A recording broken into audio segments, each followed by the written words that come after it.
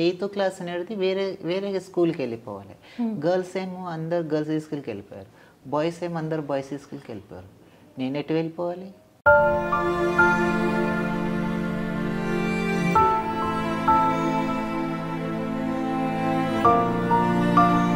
చదవాలా, ఏడవాలా, నవ్వాలా ఏది తెలియక అర్థం కాక హాస్పిటల్లో తిరుగుతూ ఉన్నాను.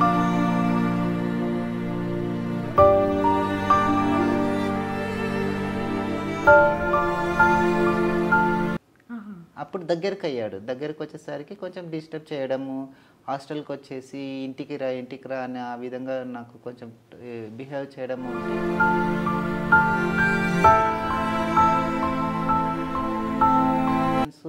అమ్మాయిల్ని అట్రాక్ట్ చేస్తున్నారు, నేనెందుకు అబ్బాయిని అట్రాక్ట్ చేస్తున్నాను నాకు ఒక థాట్స్ వచ్చాయి.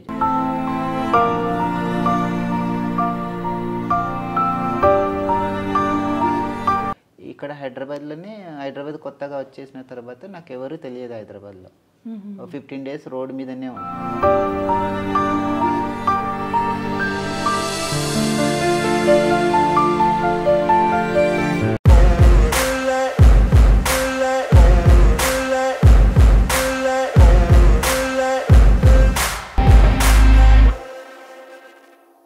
భామా కలాపానికి స్వాగతం.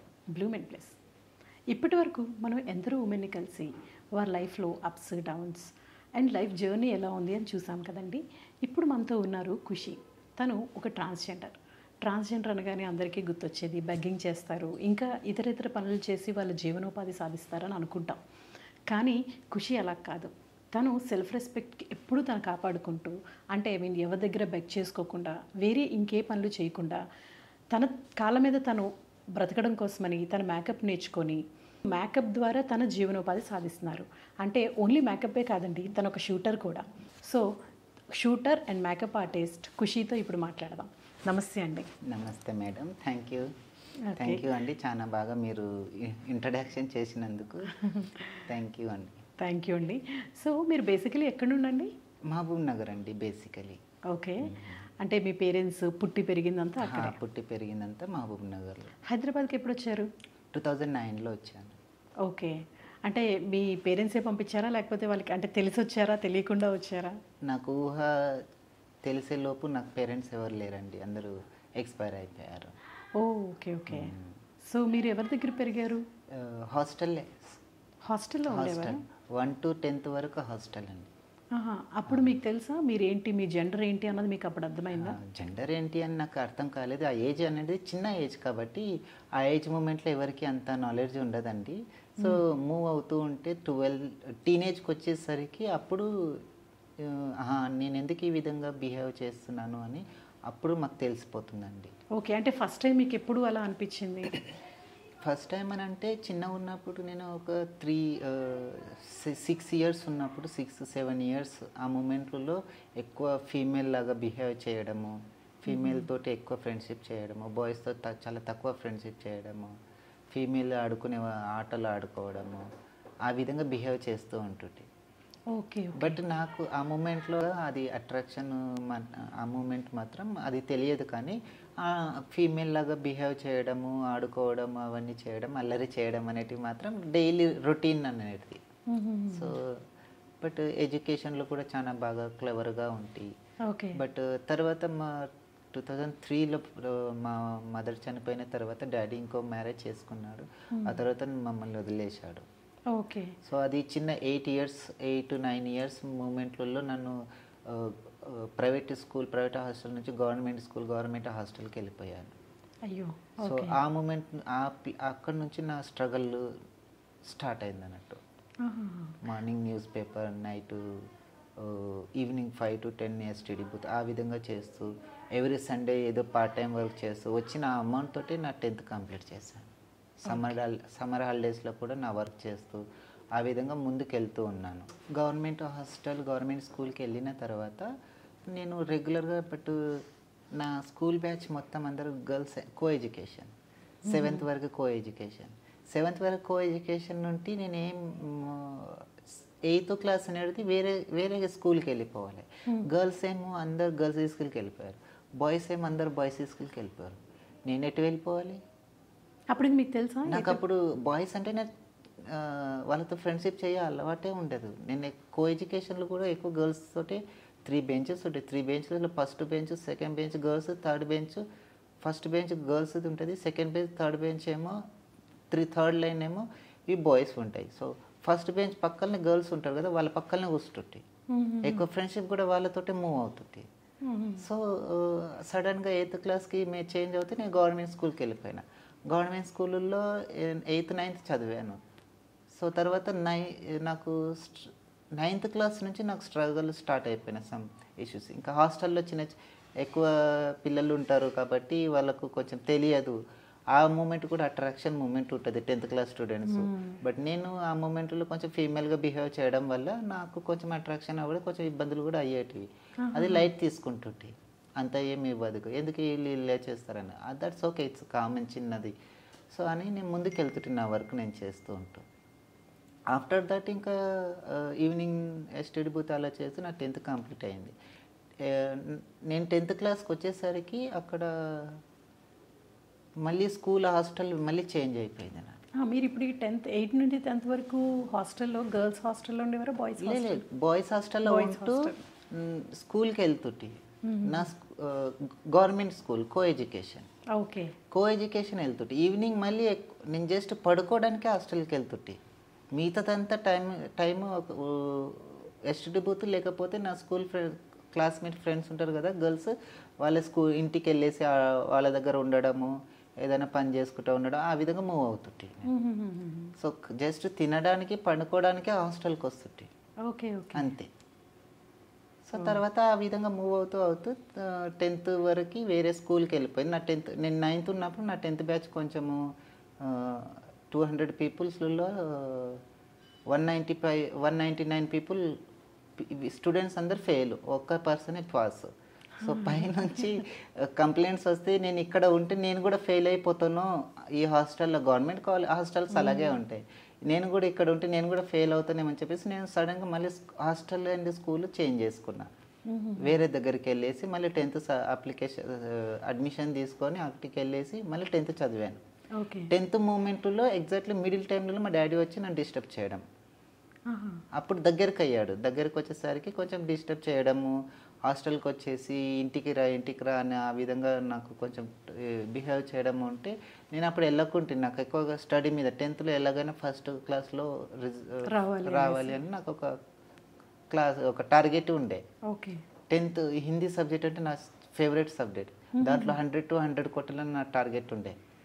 సో ఆ మూమెంట్లో వార్డెన్ సార్ దగ్గర రావడము, మా డాడీ వచ్చి కొంచెం గొడవ చేయడం హాస్టల్ దగ్గర, ఆ విధంగా చేస్తే వార్డెన్ సార్ ఉండి 2 రోజులు పోయిరా ఏం కాదని చెప్పేసి, ఇన్ని రోజులు రాలేదు సార్ ఇప్పుడు వచ్చి నన్ను రా అంటున్నాడు, నాకు స్టడీ డిస్టర్బ్ అవుతుంది అని అంటే నో ప్రాబ్లం వెళ్ళిరానంటే 2 days వెళ్ళేసి అలా వెళ్ళేసి పలకరిస్తూ ఉంటుంది. ఇప్పుడు మా డాడీ కొంచెం హెల్త్ ఇష్యూస్ ఉండే, ఆ తర్వాత నేను డాడీని చూసుకోవడము, నా ఎడ్యుకేషన్ రెండు కలుపుకుంటూ వెళ్ళాను. అంటే మీ 10th హాస్టల్ సగం వరకు ఉండి తర్వాత హాస్టల్ లేకుండానే?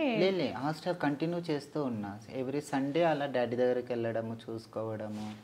మాకు ఓన్ హౌస్ అంటూ లేదు. ఓన్ హౌస్ డాడీ ఫస్ట్ బాంబేలో ఉండేవారు. తనకి హెల్త్ ఇష్యూస్ వచ్చేసరికి తను మహబూబ్నగర్ రిటర్న్ వచ్చేసారు. మహబూబ్నగర్ రిటర్న్ వచ్చేసి మా ఓన్ విలేజ్లో ఉన్నారు. ఉన్న తర్వాత అప్పుడప్పుడు నా దగ్గరికి వచ్చేవాళ్ళు. ఆ విధంగా వస్తే ఇద్దరం కలిసి నేను హాస్టల్ నుంచి ఇంటికి వెళ్తుంటే ఎవ్రీ సాటర్డే నైట్ ఈవినింగ్ వెళ్ళేసి డాడీని చూసుకొని వెళ్తుంటే, ఏమి హెల్త్ చెకప్స్ ఏమైనా ఉంటే హాస్పిటల్ తీసుకెళ్ళడము. సో ఆ విధంగా చేస్తూ ఉంటుంటే. ఓకే, మీరు సింగిల్ డాటరా? 2 sisters నేను. ఓకే ఓకే, ముగ్గురు అక్క వాళ్ళు అంటే అక్క చెల్లి? అక్క 2 అక్కలే, నేను చిన్న అందరికి. ఓకే, వాళ్ళు ఎక్కడ ఉంటారు? అంటే వాళ్ళు చనిపోయారు వాళ్ళు కూడా. అయ్యయ్యో, సో మీరు ఒక్కరే ఉన్నారు ఇప్పుడు సింగిల్గా. అక్క పిల్లల్ని చూస్తూ పిల్లల్ని ఒక 8 years నుంచి వాళ్ళని స్టడీ చదివిస్తూ నేను కంటిన్యూగా నా లైఫ్ నేను ముందుకు తీసుకెళ్తూ ఉన్నాను. అంటే అక్క పెద్ద అయిన తర్వాతే పెళ్ళైన తర్వాత?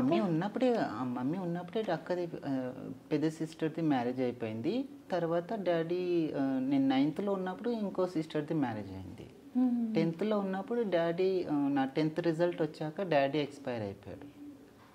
One time result, one time ఏమో అంటే 10th క్లాస్ రిజల్ట్ నా చేతిలో ఉంది, మా డాడీ డెడ్ బాడీ నా చేతిలో ఉంది. అయ్యయ్యో! చదవాలా, ఏడవాలా, నవ్వాలా ఏది తెలియక అర్థం కాక హాస్పిటల్లో అప్పుడు తిరుగుతూ ఉన్నాను నేను ఆ మూమెంట్లో.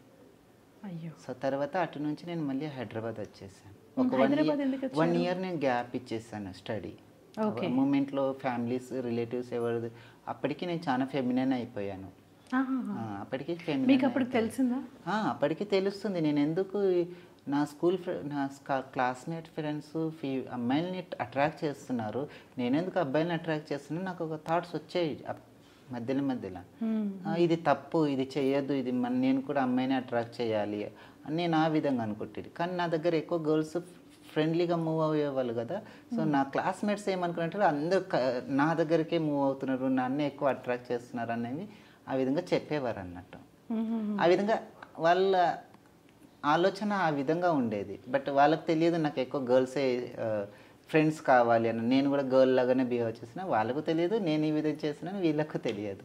ఓకే. సో 10th కంప్లీట్ అయిన తర్వాత 1 ఇయర్ 10th గ్యాప్ ఇచ్చేసి మళ్ళీ 2011లో ఇక్కడ హైదరాబాద్ కొత్తగా వచ్చేసిన తర్వాత నాకు ఎవరు తెలియదు హైదరాబాద్లో. 15 డేస్ రోడ్ మీదనే ఉన్నాను. అయ్యో! ఎందుకని? నో రిలేటివ్స్ ఎవరు లేరు.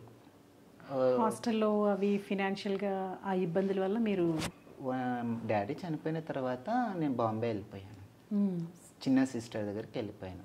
ఆమెది కూడా మ్యారేజ్ అయిపోయింది, వాళ్ళ హస్బెండ్ వైఫ్ది వాళ్ళ అత్తది కొంచెం గొడవలు ఉంటే తర్వాత అటు నుంచి మళ్ళీ ఆమెకి సెకండ్ అంటే 1 ఇయర్ బాంబే వెళ్ళేసి నేను 1 ఇయర్ పనిచేస్తే మళ్ళీ నెక్స్ట్ ఇయర్ నేను మళ్ళీ స్టడీ స్టార్ట్ చేయొచ్చు కదా, నేను డబ్బు సంపాదించుకుంటే, ఆ విధంగా అనుకొని మళ్ళీ బాంబే వెళ్ళాను. కొంచెం డబ్బు సంపాదించుకొని రిటర్న్ వద్దామనేసరికి మా సిస్టర్ 5 మంత్లో మా చిన్న సిస్టర్ది ప్రెగ్నెన్సీ పోయింది.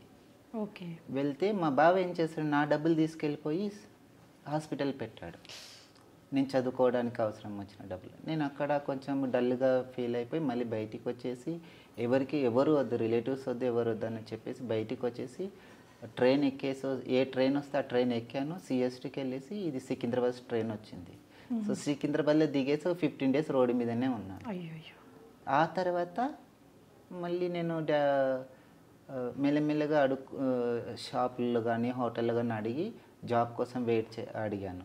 ఆ తర్వాత అడిగిన తర్వాత ఒక ప్యారడైజ్ హోటల్ నాకు జాబ్ దొరికింది. ఆ హోటల్లో ఉంటూనే నేను ఇంటర్ చదివాను.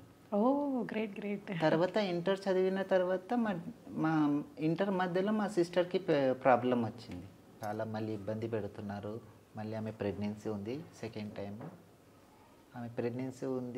టైం. అని అంటే మళ్ళీ నేను ఊరెళ్ళి మా పెద్ద సిస్టర్ని తీసుకొని బాంబే వెళ్ళేసి ఆమెని మళ్ళీ హైదరాబాద్ మహబూబ్ నగర్ తెచ్చి మా సిస్టర్ దగ్గర ఉంచాను.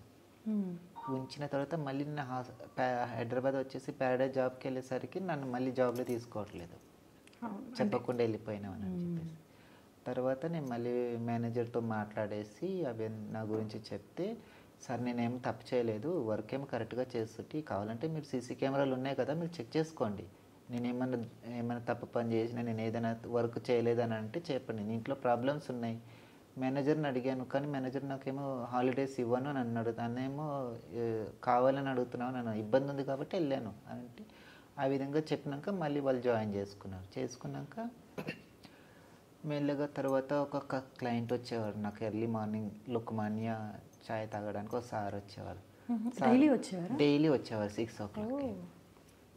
డైలీ వస్తే ఆ సార్కి నేను మంచిగా సెట్ చేస్తుంటే, ఇంకా టీ అది ఇది ఇస్తుంటే, సో తను నాకు మంచి ఫ్రెండ్ అయిపోయారు. మంచి సార్ రెస్పెక్ట్ ఇచ్చేవారు. ఇస్తే ఆ విధంగా తను ఒకసారి ఒక 1 వీక్ రాలేదు హోటల్కి. రాకపోతే నేను అన్నాను ఎందుకు సార్ రావట్లేదు అని వాళ్ళ సన్ వచ్చేవారు. అడిగితే మన డాడీకి ఇట్లా యాక్సిడెంట్ అయిందని అని. అవునా ఒకసారి కలవచ్చానంటే కలవచ్చునంటే నేను వెళ్ళాను. ఇంటికి వెళ్ళాను, ఎస్టీడీ బూత్కి వెళ్ళి కాయిన్స్లో వేసి కాయిన్స్ 1 రూపీస్ కాయిన్లో వేసి కాల్ చేసి మాట్లాడి సార్ దగ్గర వెళ్ళేసి కనుక్కున్నాను. ఫిజియోథెరపీ వచ్చారు. ఫిజియోథెరపీ వచ్చి ఫిజియోథెరపీ అది ఇది చేస్తూ ఉన్నారు. బట్ నాకు తెలుసు ఫిజియోథెరపీ కానీ పేర్స్ తెలియదు, నేమ్స్ తెలియదు. నాకు అలంకరించడం తెలుసు, దానికి ఒక ప్రొఫెషనల్గా ఏమంటే మేకప్ అని ఒక నేమ్ పెట్టారు.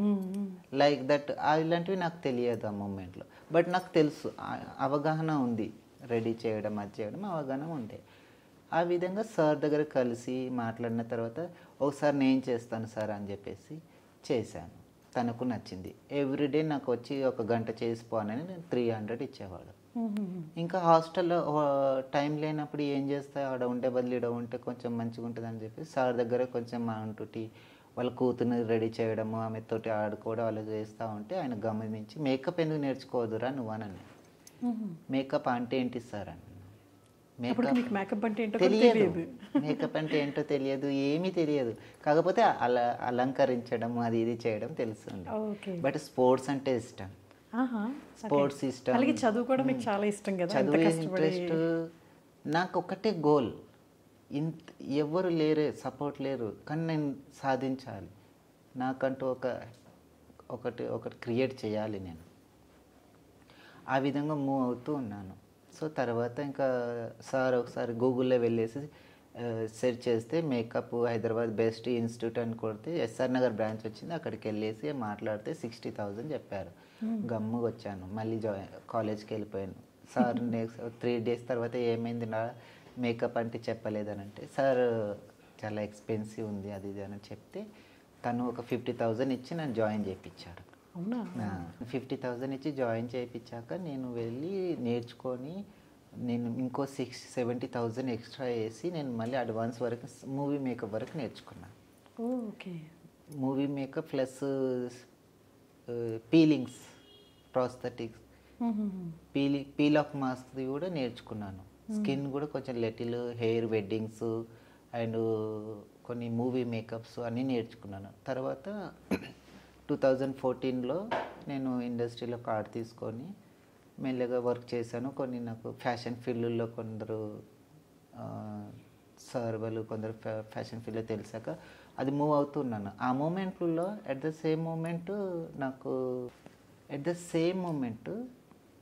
నాకు ఒక చాలామంది వర్క్స్ ఇవ్వకుండ్రి అండ్ నాకు మీ అంతా హెయిర్ కట్ ఎక్కువ మెయింటెనెన్స్ చేస్తుంది. హెవీగా హెయిర్ మెయింటెనెన్స్ చేసిన హెవీగా ఫెమినైన్ అయితే నాకు వర్క్ ఎక్కడ ఇవ్వరు అనే భయంతో నాలో నా అమ్మాయి తత్వాన్ని చంపుకొని బాయ్లకే వెళ్తుంటే ఆ విధంగా పని చేస్తుంటే. కానీ పబ్లిక్ ఎలా తెలుసు, ఇన్ని రోజులు నువ్వు బాగానే ఉన్నావు కదా, అబ్బాయి లాగానే ఉన్నావు కదా, ఇప్పుడు సడన్గా జుట్టు పెంచినావు అని అంటున్నారు. అది ఎంతవరకు అది తప్పు కదా. నా లోపల నేను నా ఆత్మని చంపుకొని మీలాగా నటిస్తున్నా అబ్బాయి డ్రెస్ వేసుకొని. అది మీకు తెలియట్లేదు, కానీ మీకు ఎలా నేను నార్మల్గానే ఉన్నట్టుగా అనిపిస్తున్నా. కానీ నేను ఎప్పుడైతే నా ఆత్మని నేను ప్రేమించి నేను ఏ విధంగా నన్ను నేను ప్రేమించుకొని నేను రెడీ అయ్యేసరికి మీకు అప్పుడు నేను డిఫరెంట్గా కనిపించాను. బట్ బిఫోర్ మీకు డిఫరెంట్గా కనపడట్లేదు. సో అది జనాలకు అర్థం కాలేదు. అయినా కూడా నేను నాకు వర్క్ కోసమే నేను ముందుకు వెళ్తుంటే.